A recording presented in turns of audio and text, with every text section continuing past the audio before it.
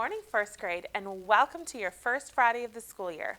I'm really sad that we can't be together today. However, I'm very glad that I can put this video together for you so that you can still see exactly how to do your watercolor art today. So, inside of your folder, you found a couple of things today. Hopefully by now, you've already completed this sheet here. If you've not done this sheet yet, go ahead and make sure that you do this today.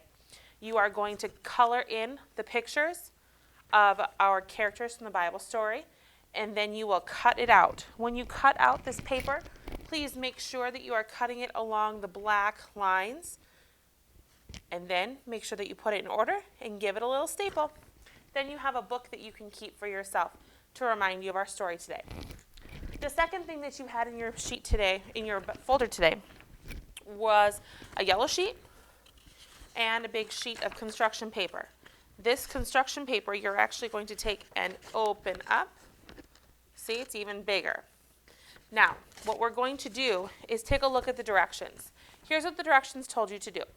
It said you need your white paper, which is provided for you. You need some crayons.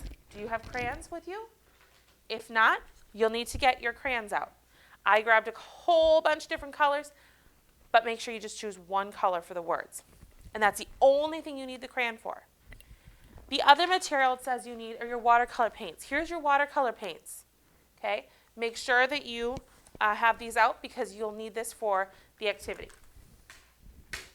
Now, it says you're going to write God keeps his promises on your paper. Make sure that you press hard. Now, it says to make sure that it's landscape. Landscape means that it's the long way here. This is not landscape. So make sure when you have your paper that it looks like this. Okay, step one, write on here, God keeps his promises. Okay, first grade, when you are writing God keeps his promises, you want to make sure that it is nice and big. The reason for it being nice and big is so that you can put this up wherever you want in your house, in your bedroom, on your bedroom door if your parents let that happen, on the refrigerator, and you'll be able to see the message. And the message is very simple but very important. God keeps his promises. He keeps his promises always. So if you take a look, you'll notice that I wrote nice and dark with my words, didn't I?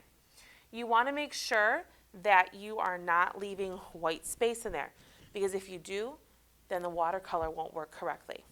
Okay, here's your next step. Your next step is to have this down on a table where it's okay if it gets messy, or to put some paper, some newspaper, some ads from the mail. And I would like you, please, to make sure that it's underneath there so that it does not wreck your table. Okay. Then, don't forget that for watercolors, you're going to need some water, right? Water. If I don't have water, I can't use my watercolors. And here's what you're going to do. What you're going to do is color over the entire surface of your paper. Watch out. Okay, first grade, here's what you're going to do. You're going to take your watercolors and open them up. Your watercolors already come with a nice paintbrush, so you shouldn't have to get a paintbrush. You also might want to have a napkin or a paper towel so that you can wipe off your paintbrush in between colors if you choose to have multiple colors. When you're painting with your paintbrush and with your watercolors, there's a couple things to remember. You want to make sure this gets on your paper, not on your clothes. Even though it's Crayola and it should be washable, I never want to take the chance. Also, when you color with your paintbrush, make sure that it's in your hand just like if you are writing, and you're going to make nice and even strokes.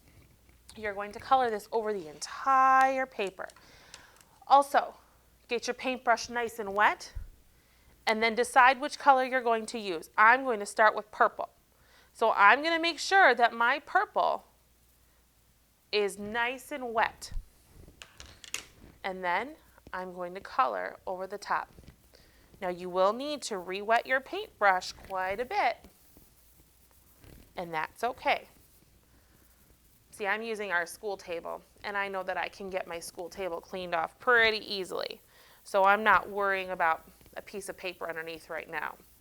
But if you're at home doing this, make sure that you talk to your parents about if they would like you to have something underneath your work, because we don't want to wreck your furniture.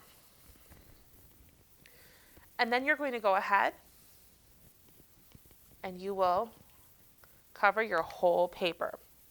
You can choose to just use one color, first grade, or you can choose to use multiple colors. Multiple means more than one. It doesn't matter to me. It's your work. Okay, first grade. When you are all done, this is what it might look like. Now what you'll notice is I used all of my colors except for the brown and the black. I wanted to keep it nice and bright. Once this dries, your colors will be even brighter and you'll be really happy with it. Okay, you'll notice that it is wet, front and back. But something to make sure you don't do is do not put too much water on. You want water, but you don't want to put a hole in your paper.